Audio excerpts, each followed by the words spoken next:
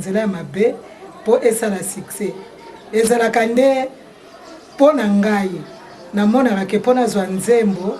oyo ezali ke tema ya papa depuis papa mfuma longo fo ezala naza na mabondeli makasi ngai nakamba bato mosusu balobaka ke o mozwi nzembo wana soki yango lara kende kosala ekobo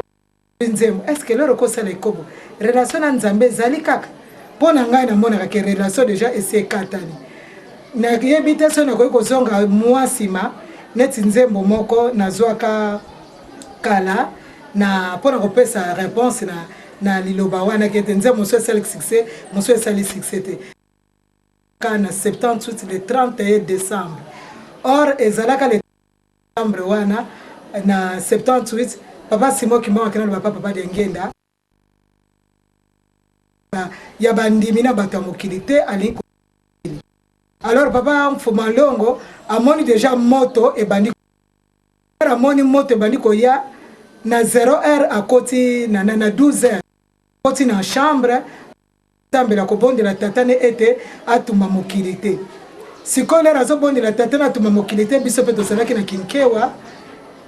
to sambeli pe 12h le to seso ko sambela 12h na zoka nzembo mibale mukola na moso nzembo lang mosusu nzembo ya Kikongo so na koko yemba ngoma muke so ko permettre vivi yemana tata yinduleti pasizame imonanga moku makiankangwe vo babungidi mononki tambura yinduleti pasizamono mwanako Divo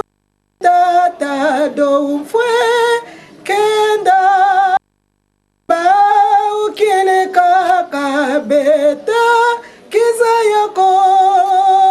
bika yalonga si baziluka konso bena ye ku ngapele nazwaki nzembo wana na yebaki te mais kinko etokena kisasa papa tuni est-ce que lenga na mbako sambela libondeli wana est-ce que mama ndumba azalaki wana batu ba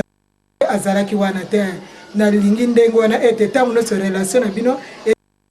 donc eza likambo ya concentration na mabondeli makasi pozwa nzembo ya ndengo na pona ngai na ebite pona ba misusu lekwa lelo yo leki na télévision mokili mambeko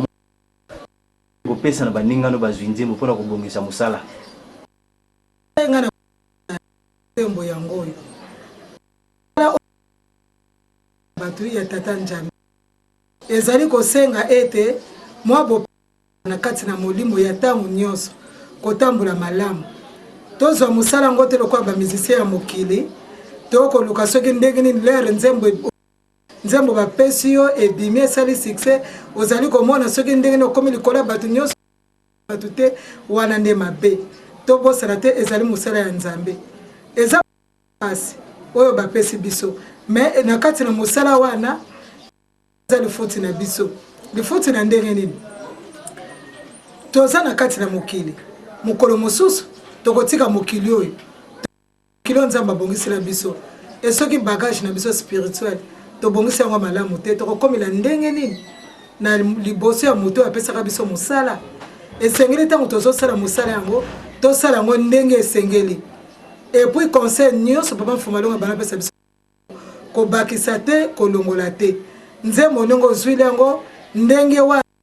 bakoyembela yango donc tobe ya bato te tosala yango na ndenge ya bien tozwa mpe lolendo te tomona ete biso toza likolo ya bato mingi bato nyonso na mokili pardon tomona tosi tokoka na biso ezali don biso so bapesa biso bapesa bango ya kimotei bamiso bapesa donc bado ekeseni donc don na biso lokwa bapesa ki biso tosalela yango ya malamu po tozwela yango lifuti devi koza mondimi oyebi mama na biso oyo aza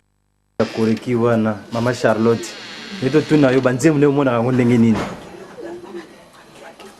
mama Clémentine